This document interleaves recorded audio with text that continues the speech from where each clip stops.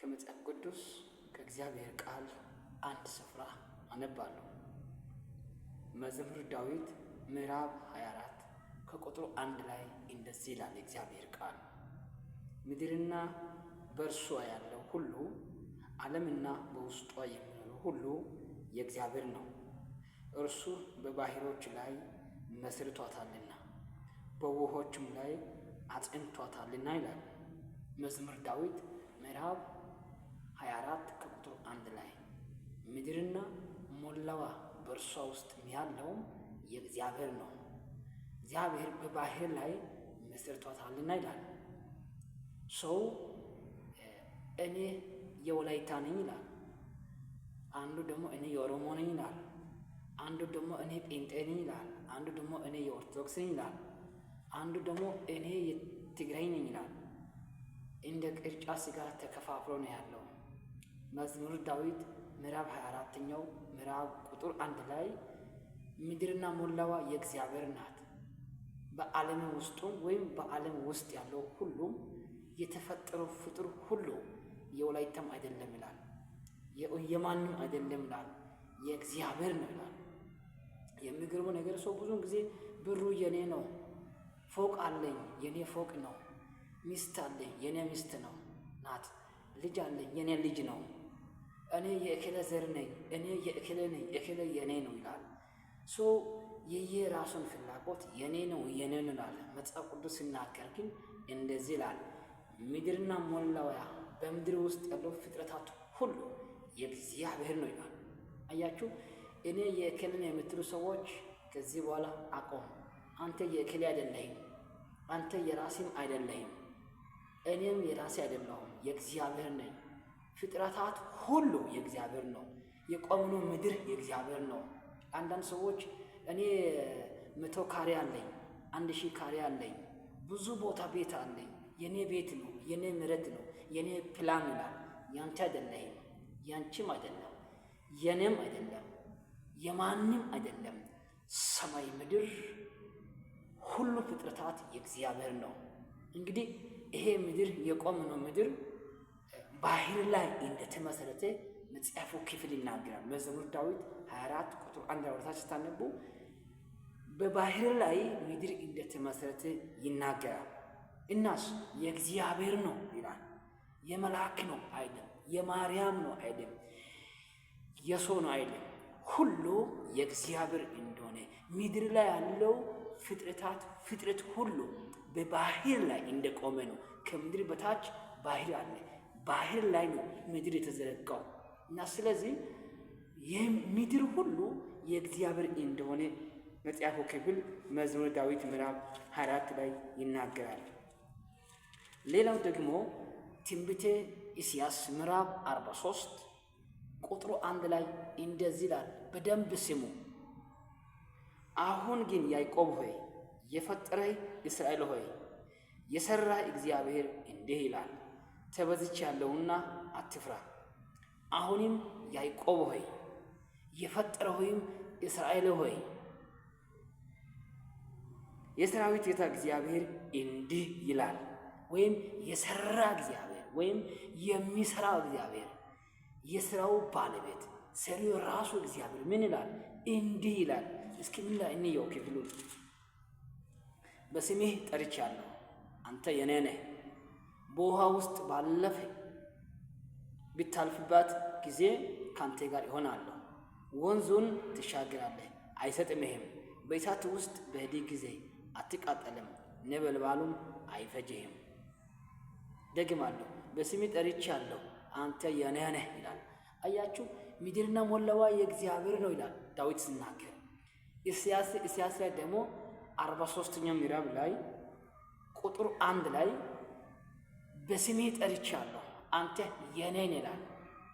እስኪ ይሄን ታስተውላላችሁ? የማን እንደሆነ ታስተውላላችሁ? ፕላን የእግዚአብሔር ነው። ብሩ የእግዚአብሔር ነው። ወርቁ የእግዚአብሔር ነው። ሰው የእግዚአብሔር ነው። ሁሉ ፍጥረታት የእግዚአብሔር ነው። ብዙ ሰዎች የኔ ነው ይላሉ። ያንተም አይደለም፣ የእናንተም አይደለም። ብዙ ሰዎች ስልጣን ካገኙ በኋላ እኔ ይላል። ትወርዳለህ ከዛ ስልጣን። ብዙ ሰዎች ባለጠጎች ስለሆኑ እኔ ይላሉ። ትከስራለህ ከዛ ባለጠግነት። ስለዚህ የሰራዊት ጌታ እግዚአብሔር እንዲህ ይልሃል፣ አንተ የኔ ነህ ይልሃል። የበሽታ አይደለህም፣ የድግምት አይደለህም፣ የእርግማን አይደለህም፣ የሟርተኛ አይደለህም፣ የጎሳ አይደለህም፣ የደቡብ አይደለህም፣ አንተ የምስራቅም አይደለህም። አንተ የእግዚአብሔር ነህ። እስኪ ከኔ ጋር እኔ የእግዚአብሔር ነህ በል። አንዳንድ ሰዎች ኢየሱስ ክርስቶስን ተቀበሉ ሲባል እንደ ግራዋ ይመራቸዋል። ለምን ይመራሃል? ስለ ክርስቶስ ሲነገር ለምን አይጣፍጥህም? እንዴት ይመራሃል? ኢየሱስ እኮ ስለ አንተ መራራ ጽዋን ጠጥቷል። ኢየሱስ እኮ ስለ አንቺ የመራራ ጽዋ ጠጥቷል። በመስቀል እስከ ሞት ድረስ ራሱን ሰጥቷል። ሞተ እንጂ ተነስቷል። እንደሚሞት እንደሚነሳ ነቢዩ ኢሳይያስም ተናግሯል፣ ተንብዮአል። ራሱ ኢየሱስ ክርስቶስ ለተከታዮቹም ወይም ለደቀ መዛሙርቶቹም ተናግሯል። የሰው ልጅ በሰው እጅ ታልፎ ይሰጣል ያለ ሲናገር ነበረ። እስቲ አስተውል። እስኪ ይህን የአእምሮን ማይንዱን ቀይሩ፣ አስተሳሰቡን ቀይሩ፣ አቀባበሉን ቀይሩ፣ ንግግሩን ቀይሩ። እኔ እንደ እግዚአብሔር ሰው ልንገርህ፣ አንቺ እግዚአብሔር ነሽ፣ አንተ የእግዚአብሔር ነህ፣ እኔ እግዚአብሔር ነኝ። እንግዲህ የመዝሙረ ዳዊት ምዕራፍ 24 እና ከቁጥር 1 ጀምሮ ተጨማሪ ትንቢተ ኢሳይያስ ምዕራፍ 43 ከቁጥር 1 ጀምሮ ራሳችሁ እስኪ በቤታችሁ አንብቡ። ይሄ የኔ መጽሐፍ አይደለም፣ እናንተ ቤትም ይሄ መጽሐፍ አለ። ይሄ መጽሐፍ ከሌለ ግዙ፣ 2000 ብር አይሞላም። ግዙ ከመጽሐፍ ቅዱስ ቤት ገዝታችሁ አንብቡ። ዳዊት መጽሐፍ ምዕራፍ 24 እና ትንቢተ ኢሳይያስ ምዕራፍ 43ን አንብቡ። አንተ የማን እንደሆንክ ክፍሉ ያረጋግጣል። ስለዚህ ጌታ እንደዚህ ይላል፣ አንተ የእግዚአብሔር ነህ። ትንቢተ ሐጌ ላይ እንደዚህ ይላል፣ ምዕራፍ 2 ላይ ብሩም የኔ ነው ወርቁም የኔ ነው ይላል እግዚአብሔር። እና ታዲያ አንተ አካውንት ውስጥ ጌታ በረዳው አቅም ሰርተህ ተለውጠ ብር አስቀምጠህ የኔ ብር ነው ትላለህ፣ ጥለት ትሞታለህ። ወደ ሕያው አምላክ ትሄዳለህ። ኃጢአት ቢሰራም ጽድቅ ቢሰራም ወደ እግዚአብሔር መሄድ አይቀርም። እርግጠኛ ሆኜ እናገራለሁ፣ ያንተ የሆነ ምንም የለም፣ ያንቺ የሆነ ምንም የለም። ደስ ያለኝ ነው ይህን መልእክት ማስተላልፈው። ይህን ቪዲዮን የምትመለከቱ ወንድ ባሪያዎች፣ ሴት ባሪያዎች፣ ጌታ የባረካችሁ ባለጠጎች፣ ጌታ የቀባችሁ ቅዱሳን፣ ጌታ የጠራችሁ የእግዚአብሔር ተጠሪዎች፣ ተወካዮች፣ ጌታ እንደዚህ ይለናል፣ ለእኔም ጭምር እኔም የእግዚአብሔር ነኝ፣ ፍጥረታት ሁሉ የእግዚአብሔር ነው፣ የኛ የሆነ ምንም የለም። ዮሐንስ ወንጌል ምዕራፍ 1 ቁጥር 3 ላይ እንደዚህ ይላል፣ ሁሉ በእርሱ ሆነ፣ ከሆነም አንዳች እንኳ ያለ እርሱ አልሆነም። ኮምባ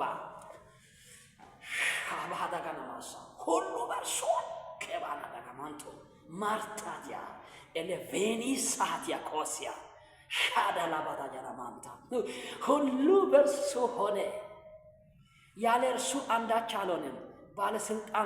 ባለስልጣን የሆንከው በእርሱ ስራ ነው። ባለጠጋ የሆንከው በእርሱ ስራ ነው። ነቢይ የሆንከው በእርሱ ስራ ነው። መምህር የሆንከው በእርሱ ስራ ነው። ሹፌር የሆንከው በእርሱ ስራ ነው። ግንበኛ የሆንከው በእርሱ ስራ ነው። የቤት ጽዳት ሰራተኛ የሆንሽው በእርሱ ስራ ነው። የሆቴል ሰራተኛ የሆንከው በእርሱ ስራ ነው። እስኪ ከኛ ጋር በእርሱ ስራ ነው በሉልኝ። አዎ በእርሱ ስራ ነው። ማንም ስለሰራ አይደለም፣ ኢየሱስ ክርስቶስ በሰራው ስራ ሁሉ በእርሱ ስራ ተሰርቷል።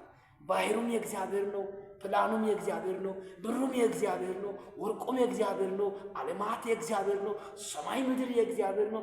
እኔ የእግዚአብሔር ነኝ። እስኪ ከኔ ጋር የመጨረሻ መልእክቴን እኔ የእግዚአብሔር ነኝ በሉልኝ። እስኪ ድገሙ አንድ ጊዜ። ይህን ቪዲዮ የምትመለከቱ ሰዎች ጌታ ኢየሱስ ክርስቶስ እንደዚህ ይላቸዋል፣ የሰራዊት ጌታ የእግዚአብሔር ድምፅ እንደዚህ ይላቸዋል፣ በስሜ አውቃለሁና አንቺ የኔ ነሽ፣ አንተ የኔ ነህ።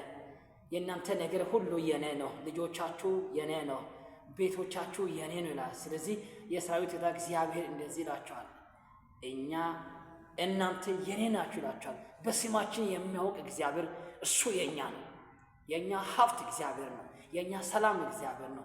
ጌታ ኢየሱስ ክርስቶስ በዚህ ቃል ይወዳቸዋል። ምናልባት ይሄን እውነት ያልገባላችሁ ሰዎች ካላችሁ ይሄን ቪዲዮ ከሰማችሁ፣ ይሄን መልእክት ከሰማችሁ ኢየሱስ ክርስቶስ የእናንተ አዳኝ እንደሆነ እነግራችኋለሁ። ንስሐ መግባት የምትፈልጉ በዚህ እውነት ተቀበሉ ኢየሱስ ክርስቶስን። ይህን እውነት ያላወቃችሁ ሰዎች ዛሬ ይህን መልእክት በአዲስ መልክ የሰማችሁ ሰዎች እናንተ የእግዚአብሔር ናችሁ፣ እግዚአብሔርም የእናንተ ነው። ሁሉ ነገር የሆነው በእግዚአብሔር ነው። ወደፊትም የሚሆነው በእግዚአብሔር ነው። ኢየሱስ ክርስቶስ ያድናል። ሻሎም